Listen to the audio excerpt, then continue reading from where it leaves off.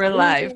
Hello there, and welcome to Mission Unstoppable Radio and TV. It's Thursday, October the 15th, and we are live.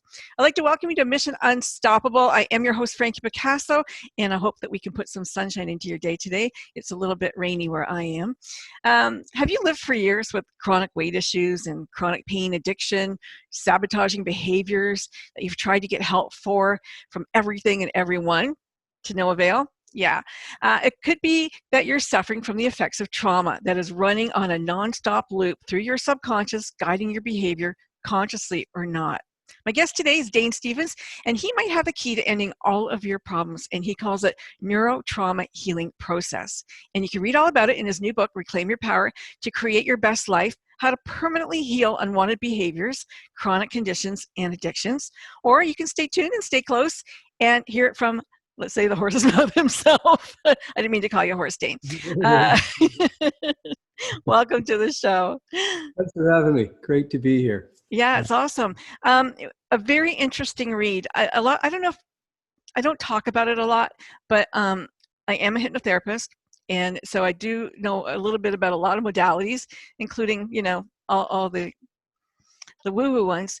It was a very interesting book. You talked about how you combine EFT and you combine this and you combine that, but really it's its own entity. And as a coach, I'm a coach, we talk about underlying automatic commitments. And in a way, it's a similar process. You have this commitment that you've made to yourself subconsciously, that this is the behavior that you're going to act out on.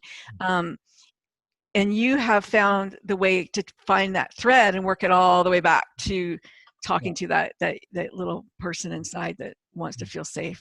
So let's share your story. How did you get here? Okay. So I had no intention of being a trauma specialist.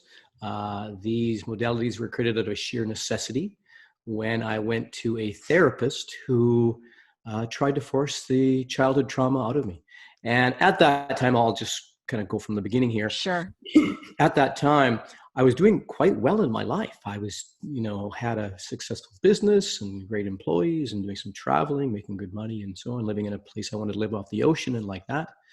Everything was right where I wanted to be except for my relationships. And because of that, it became such an obvious pattern that I would continually destroy and sabotage relationships and seek intimacy elsewhere. Continually, I just had to stop and say, hey, like, what's going on here? There's something that's happening that I'm the common denominator. So what's happening? And it would make me ask if I'd actually dealt with a childhood sexual abuse issue. I can say it because it's just so common. Thank goodness. Sure. Yeah. So I went to check that out and see if I dealt with it, which I didn't know if I had or not. I hadn't clearly.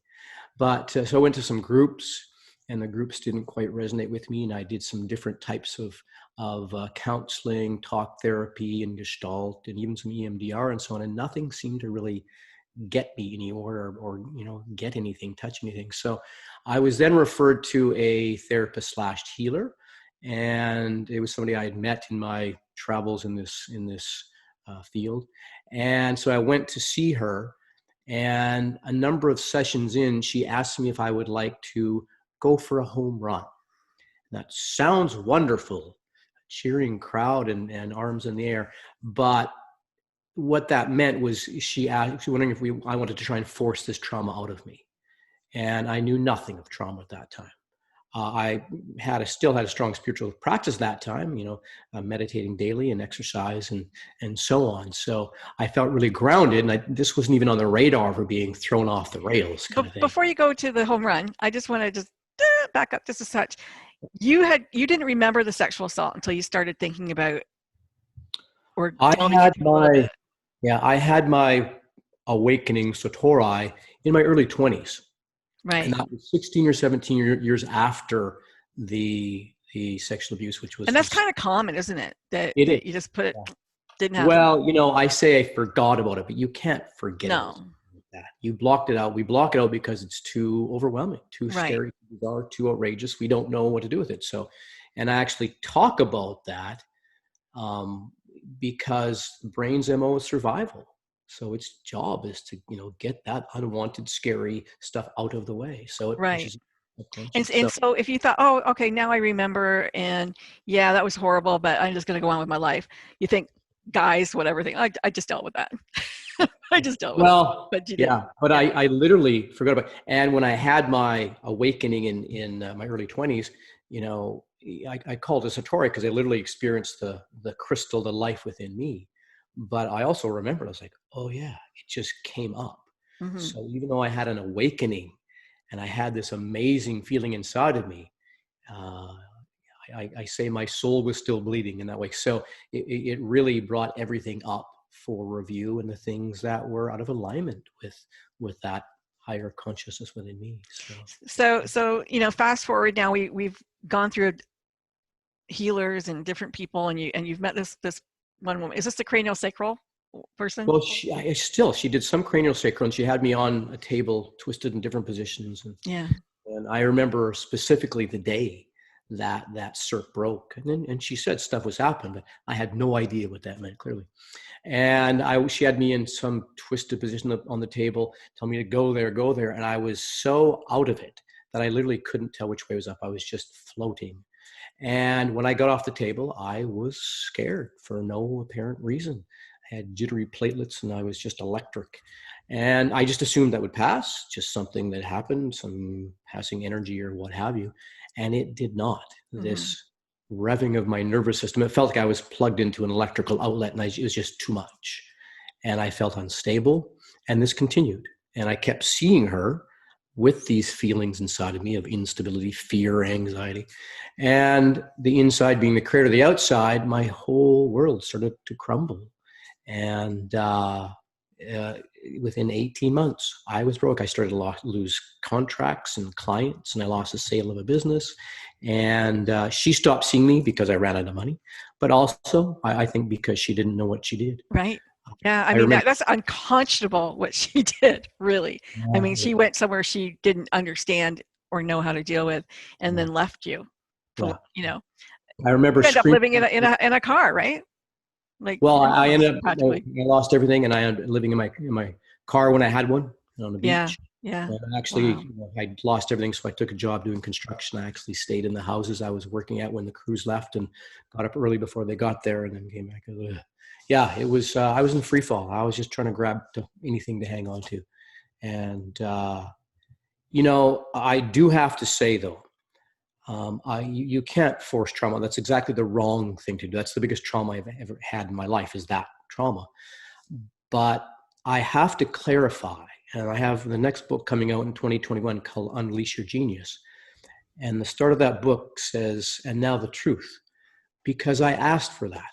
And I know exactly where I went back and like, oh yeah. And I unwittingly, unknowingly, but I asked for that. And I go into that in the second book, because we can't, in the start, it's about, you get to take responsibility, but it's not about blame. Mm-hmm. So I created that, so I really didn't go there at all in the first book. It's about understanding that when you have a chronic condition or an addictive behavior, it's happening inside of you. It's looping in the nervous system. Therefore, it's continually outpicturing itself as a negative, unwanted behavior, condition in your life, what have you. So even though I do not condone, you do not force out trauma, I do understand that I did ask for that. So it kind of puts a different spin on things. Well, I think when you live with something for long enough and you just want it gone, you just want it gone. You know what? Yeah, I'm a big boy, big girl. Hey, I can handle lots of stuff. Let's do it. Let's get it done. And in that, we don't want the big quantum leaps we think we do. Because it takes a long time for us to recalibrate, to get back into balance. Ask me, I'll tell you. He wrote a book. That's why I'm so passionate about this work, because it's safe and it's gentle. And if you do the process fully, it works with certainty. So it's not about forcing it. It's about inner compassionate connection, creating that level of trust so it'll unfreeze, not trying to force it out, which is crazy. So I found, as I went through the book, the process is fairly simple, but difficult. Simple and difficult at the same time. Yeah.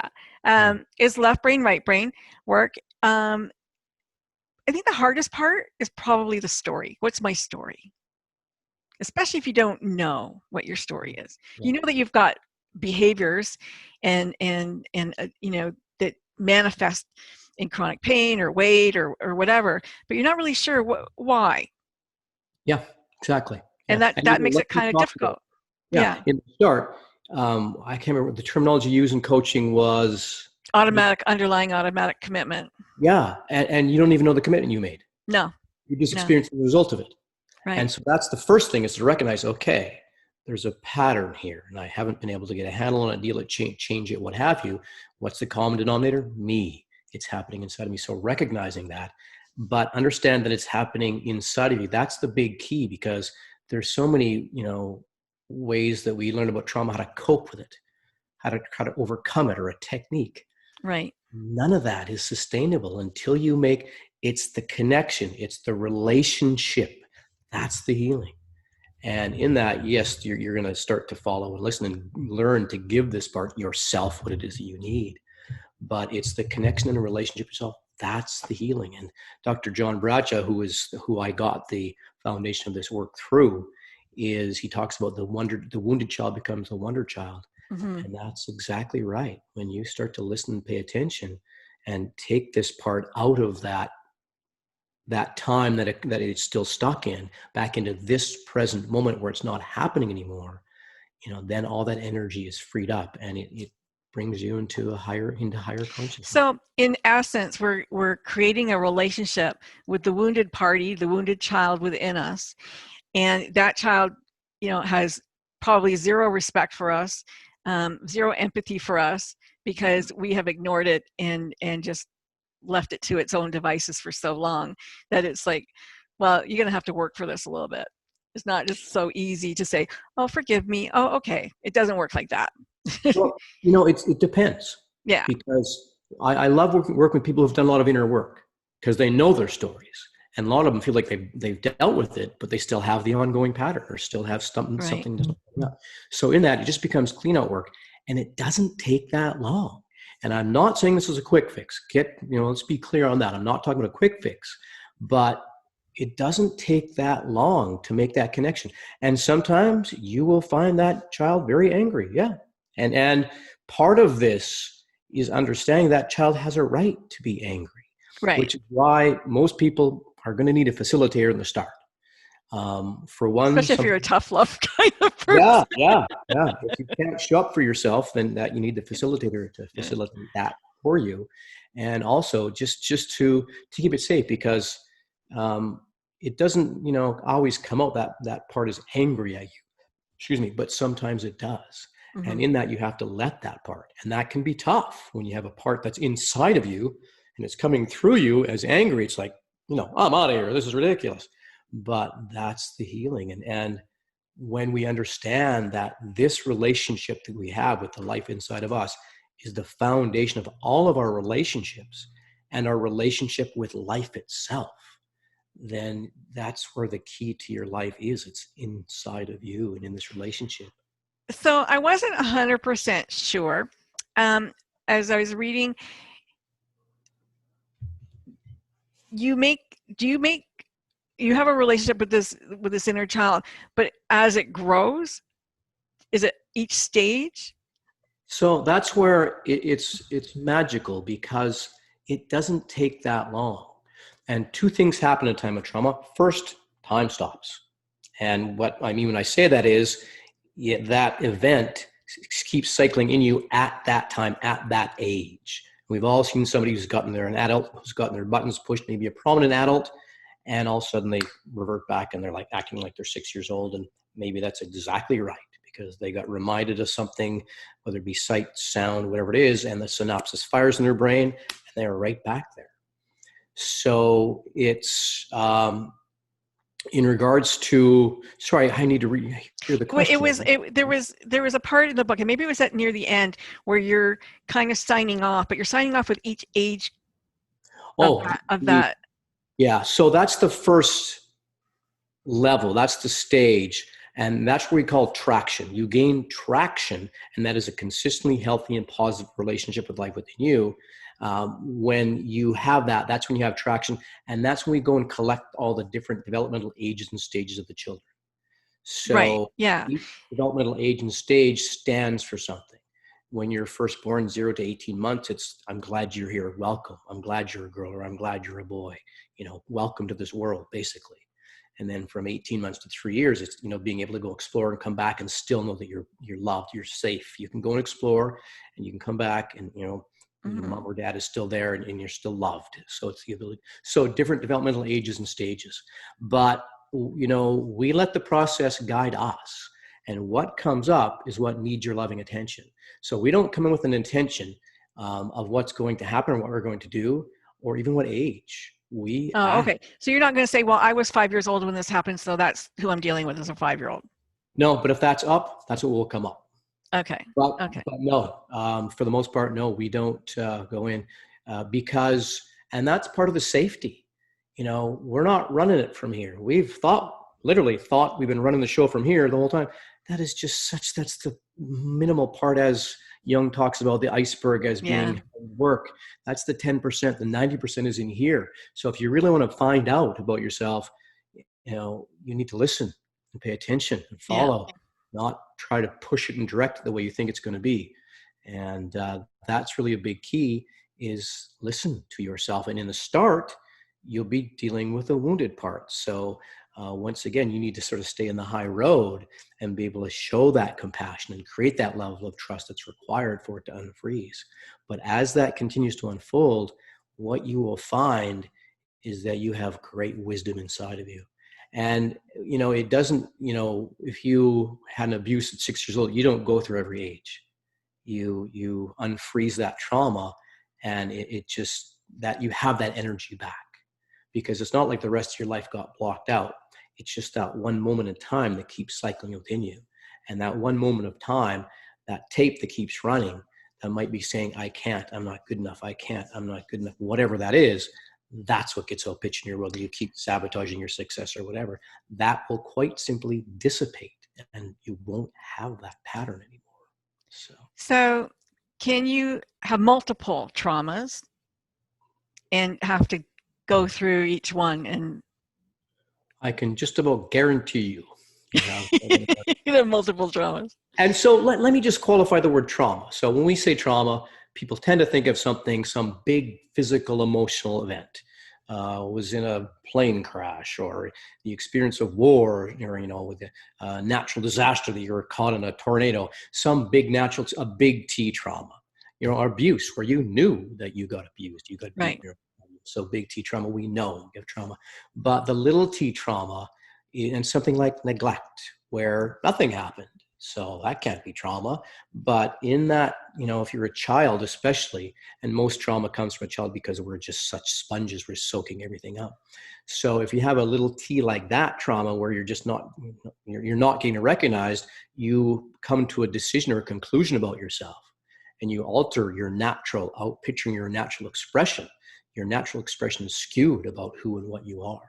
So living with a high functioning alcoholic, especially once again, as a child, you might not even know you're on the receiving end of abuse, but alcoholism itself is a form of self-abuse. So, and that is being passed on. Sure. So, those are two things where you might not even know, or having someone close to you pass that was, maybe a grandmother who's really a safe place for you or something like that. And doesn't seem she could have died of just natural causes, but you could have that trauma. And there's just so many little T's like that. And those can be the tough ones because you don't identify with trauma and you don't think that you were traumatized, or you don't know there's something looping in your nervous system. Wow. Yeah. I mean, underlying automatic commitment, can manifest in just, you get upset and you eat a chocolate bar. That's your go-to. That not connecting it, but that's what, the self-soothe attitude is that. And it was interesting because I did figure out the thread went back to a time when my mother, I wanted a puppy, and she said, you can't have a puppy until you lose 9 pounds or something crazy like that. And so my whole life it was, I can't do that until I lose weight. I can't do that until I lose weight. And not that I was overweight at the time. It was just, and I realized, why do I do that? And I realized it went back to, you can't have a puppy until you lose. And that was her control. That was her way of controlling. Right. And so that was what is it? Why do I have to lose weight every time? Well, because you're not good enough until you do. As children, we make such illogical decisions we don't realize. And in that, when you do this work and go in, you have to have compassion because it makes no sense. Yeah. And an example is when we're growing up, who clothes us, who houses us, who feeds us, who nurtures and ultimately loves us, hopefully. And, that's our caregivers or our parents. So if our caregivers or our parents abuse us, especially between the age of like 5 and under, which is where our persona tends to get set, then, we feel we can't blame them because they are literally our source. They're our version of God growing up. Right.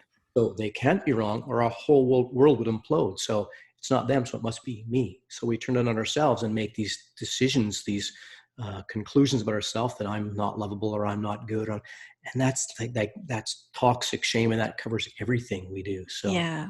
And I want to say on this too, that sounds really heavy and really horrible, and it is, but it doesn't take as long as we think. And I don't mean to sell this as a quick fix, but it means, we've been kind of taught that we got to go in and tell our story for 3 years and learn our story better. And we don't. But you did. You still do. Don't you still write every day or Oh yeah, sure. Every day? But I mean, now it's empowerment though. So you don't have to stay in healing. Okay. But you stayed in touch.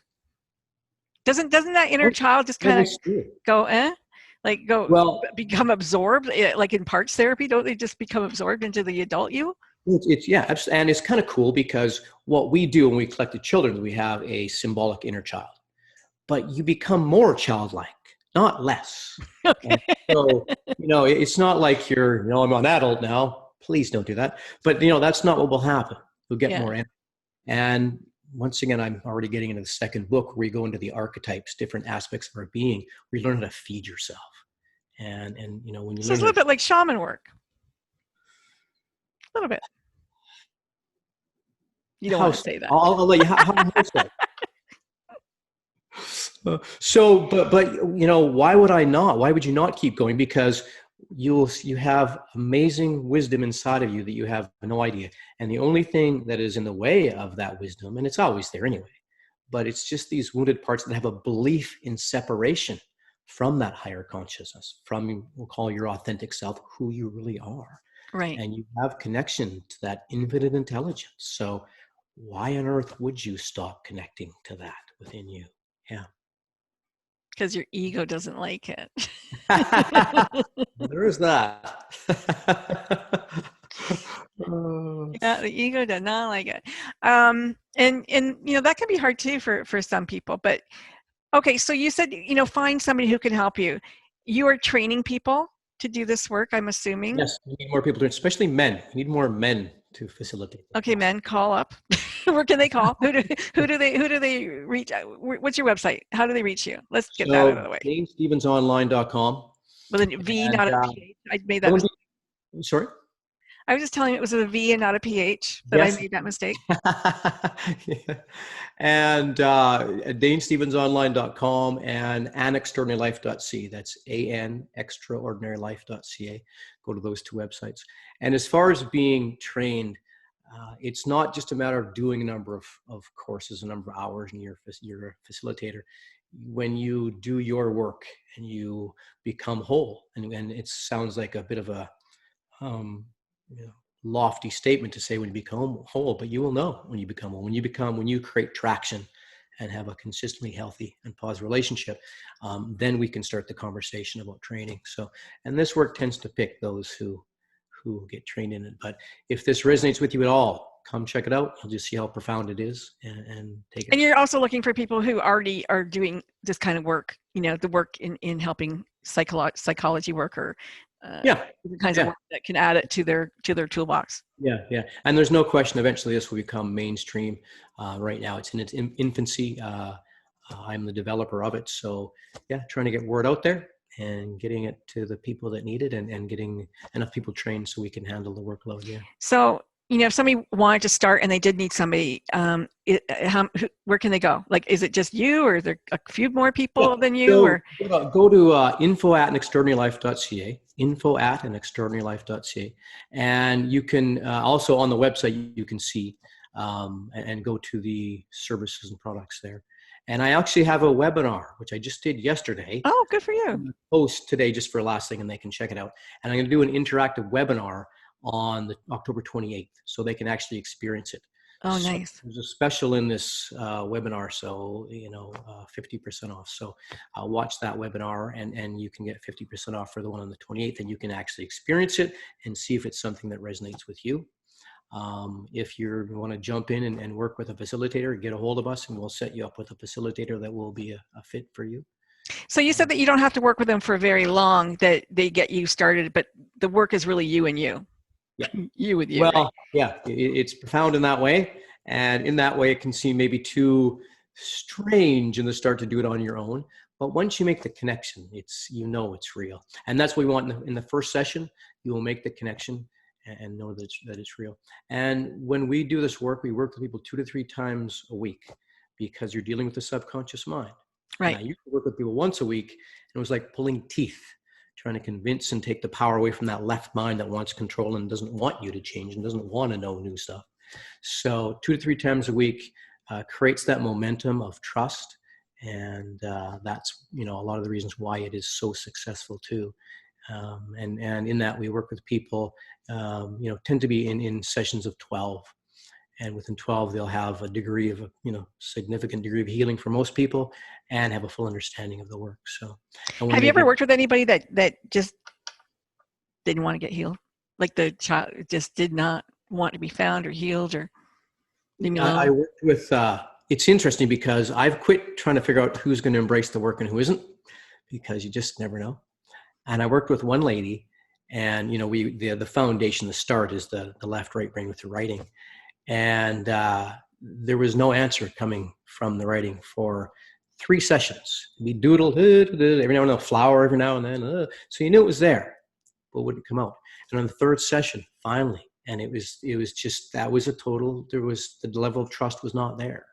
So you build up the level of trust, and really kudos for her for sticking with it, because she did stick with it and ended up, that it did come out. And in the start, there's some, and nothing will come out. And in that's when we say, are you all right? Because they might be right in a trauma right at that time. So, but to answer your question more directly, there's not a person this process couldn't help, but it's not for everybody. You have to have a degree of willingness and a degree of, what I say awareness, but it's desire. If you really want to. As long as you're open, this work will show you how you're working and why you're getting what you're getting in your life, and maybe not getting what you say you want. So after the connection has been made and they feel whole, the unwanted behaviors just stop. Done. So, I mean, like you do talk about the inner world creates the outer world, and vice versa. So does everything kind of magically bloom and blossom? And so that just sounds far too ethereal. I know. Probably pretty, but let me explain trauma a little bit more on that note, so we have a better understanding. So what happens in trauma is things don't come in through the right brain, which is formless, color, sound, imagination. And it experiences it in its entirety and sends it to the left brain, which is analyzing and making sense of and filing. And if that information is too outrageous, too bizarre, too extreme, the left brain can't handle it, can't manage it. It's overwhelming, sends it back to the right brain. And the right brain, once again, it does what it does, sees it, feels it, experiences it in its entirety, sends it to the left brain to be made sense of, understood, and filed.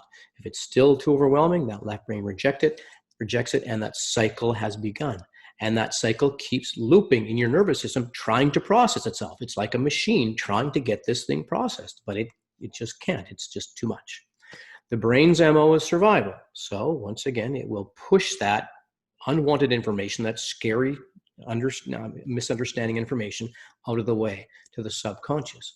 Is it gone? No, it's still cycling in your nervous system, trying to process itself, stuck or trapped somewhere in your body.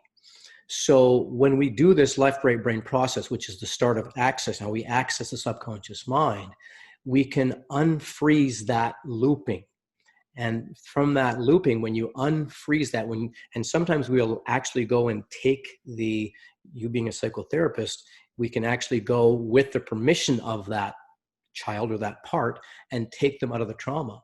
When you take that part of the trauma, that event is no longer happening. You bring them back into this present moment where it's not happening anymore. So you'll have something, for example, if you're in a car crash, and we had a lady that every time she went by the scene of the car crash, she'd have this total, anxious tremors, and she had to go there past twice a day. So when that is no longer there, when that trauma is no longer looping your nervous system, there's nothing to be triggered. Mm-hmm. So she goes by that accident, and it's just not there. And probably one of the most prominent places this happens is with family. Who pushes your buttons more than family? Nobody. Yeah, right. And you'll find that you'll be in a family situation, and all of a sudden, it comes to a point where, oh, shouldn't I be upset or yelling at somebody right now, or shouldn't I be crying, and it's just not there. And it's so empowering because all of a sudden you're just present with this, like, and it has no effect. And that seems very simplistic because it is, but that's how we work. To try and fight with that and change your behavior from the outside when you still have that screaming wounded child inside of you, nothing can change. Yeah. You can try and overcome it and keep it down. It's still there. So this is bringing it to resolution. So you don't have to do that. I like it. So folks, you've heard it. Do you want to experience it? Because, it's time. Isn't it time that you live the very best life that you can? Isn't it time that you get rid of unwanted behavior and the saboteur and all of those things that, get in the way of you just having a brilliant life? Absolutely. And, if it's just one more thing you have to try, maybe it's the last thing you have to try. The end of seeking. The end of seeking. Dane, thank you so much for coming on today and being my guest. It was brilliant. And, thank you for creating this program. You did it for you, but you did it for everybody else too. So that's pretty amazing. Thanks, Frankie. And I feel very fortunate. And I definitely want to share this. And we don't have to stay in that treadmill any longer. So, yeah. Yeah, the work that you did, it's not easy, and you're right, it's not for everybody, but for those who are willing to, do the work, it's going to probably do a whole lot for them. Yeah. We're going to say goodbye, Facebook. Goodbye. You can reach Dane. I told you how to do that. And the book's on Amazon. The book is on Amazon. And the second book is coming out when? Yes. Next year? 2021, Unleash Your Genius. And that goes into the empowerment aspect. This deals with the trauma aspect, and that one goes into the empowerment. Into empowerment. Work does not end, but it doesn't turn into work. It turns into play and great guidance and information. So. Well, from looking at your background there, from somebody who lived in their car in a construction site, it must work. Clearly it works. All right, we're going to go off Facebook. I'm going to stop the stream. Goodbye, Facebook people. Frankie. And okay, we're stop that stream. I'm just